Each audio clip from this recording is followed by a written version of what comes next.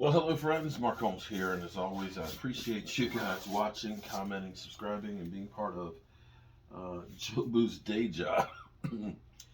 and I realized something sitting here today.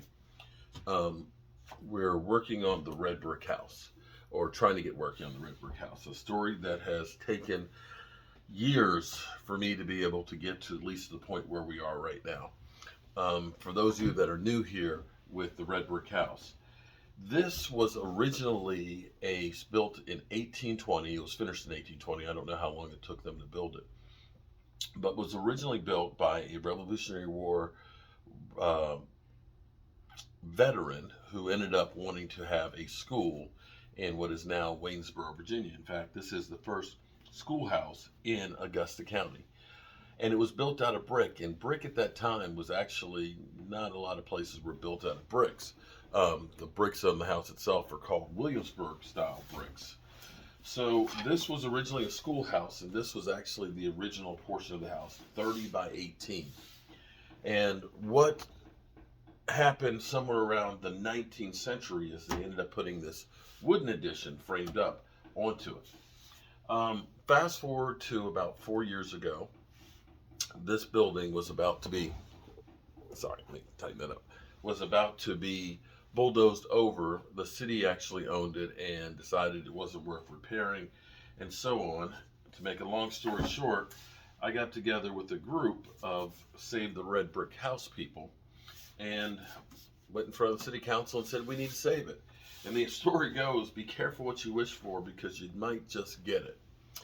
So here's where the story really gets interesting. I've done lots of houses like this. I've renovated, in fact, in that area. Some that I still actually own right now. Not quite this old, but I've had houses where literally their floor is literally rotted out. There's no floor, or people will say, you're going to bulldoze it over and build something new. And I'm like, no, I'm going to save it, restore it. And they're like, okay, you're crazy. I've even had my father-in-law give me the side eye, like, I can't believe my daughter married this idiot that thinks he can fix that house. But lo and behold, I've been able to do that. So, oh, there goes on the dust collector out there. We've got an um, Inventables CNC machine, and we have all these butcher blocks that we're doing.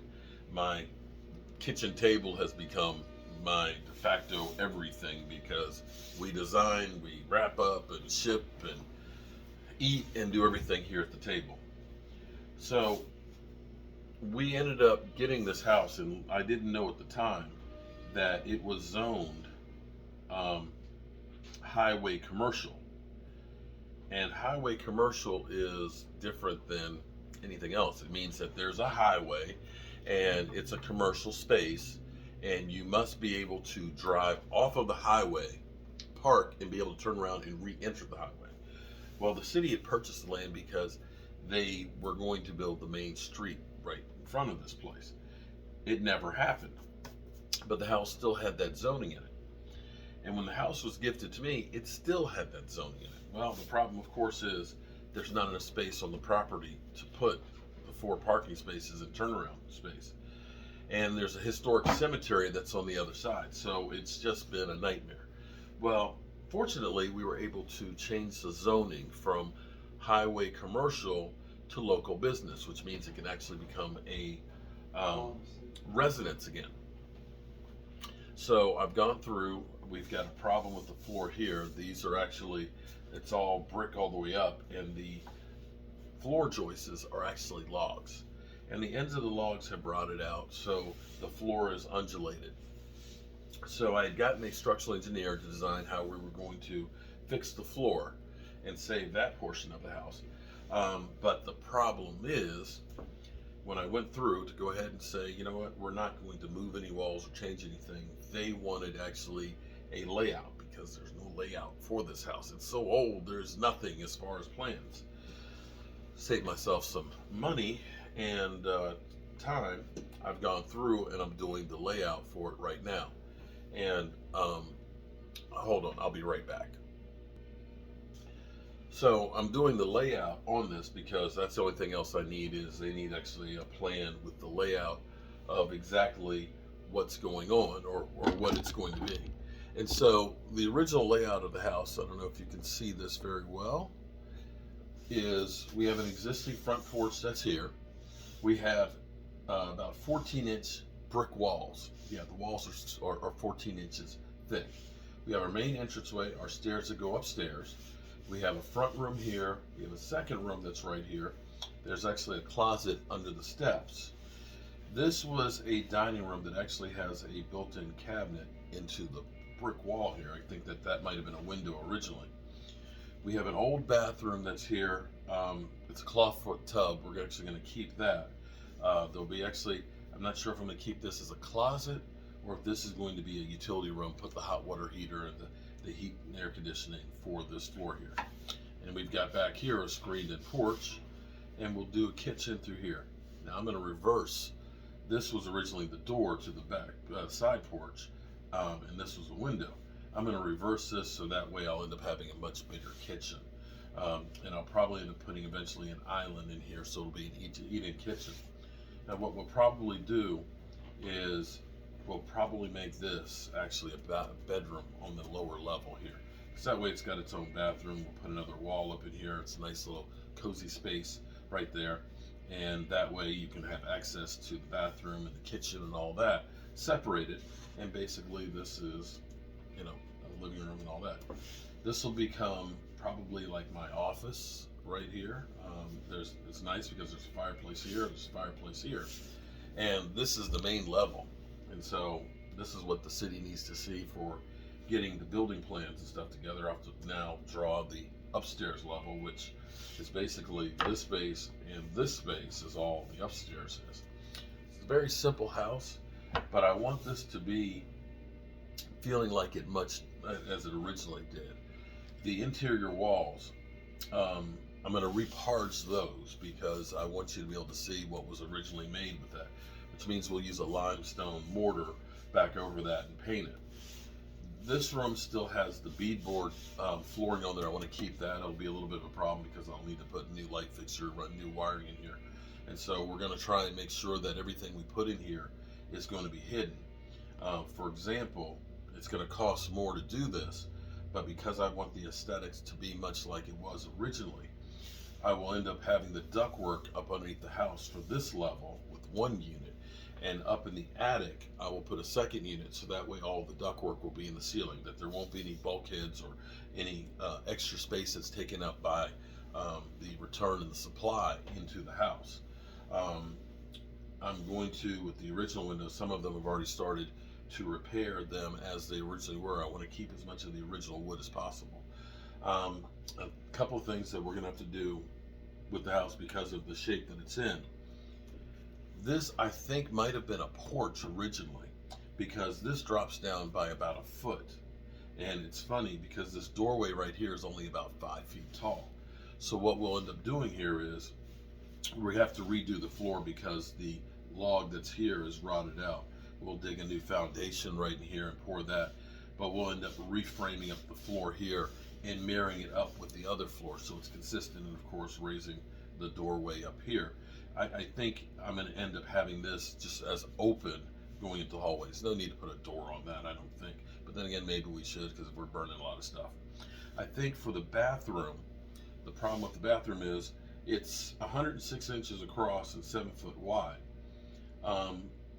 The bathtub currently is sitting right in here, and I think that's probably going to be the best place to put it. I may see how much space. I may end up putting a vanity over here instead and put a farmhouse door here or a pocket door in here, so that way we won't have the swing, because we already have the problem of the door that's going in here to the utility closet, or if I make it a closet. And what it may be is because this may end up being like a extra bedroom down here, I'll either need to make a closet into the space here, which is possible. I can take a little bit of the space of the kitchen and put it into there, so that way there's a closet off of it. And maybe that's the thing to do, is we make a closet here for that, and make it a stackable washer dryer that could go in there. Maybe. And then that way we end up having the plumbing all down through here together on one side. The other thing I'm going to do, oh, sorry about that, and I haven't started drawing it yet, is upstairs. When you come upstairs, we took out, there were originally walls here that were put in at some point. So when you come up the steps, you would end up having a door that went into this room. It's kind of small. And then there's a hallway that came here with another door. And then this is a bedroom. And then there was a doorway to go in here. It works, and there's no bathroom. There was no bathroom upstairs, only one bathroom. It works, but originally this would have been just one big room for the schoolhouse. And so I like having these gone, these walls. And so I'm going to make this into a nice big open space. You know, maybe we end up getting some school desks to go in here to make it remind you of what it might have been like for the school. But it's nice because there's a window right here, there's a window here, another window here, and another window here.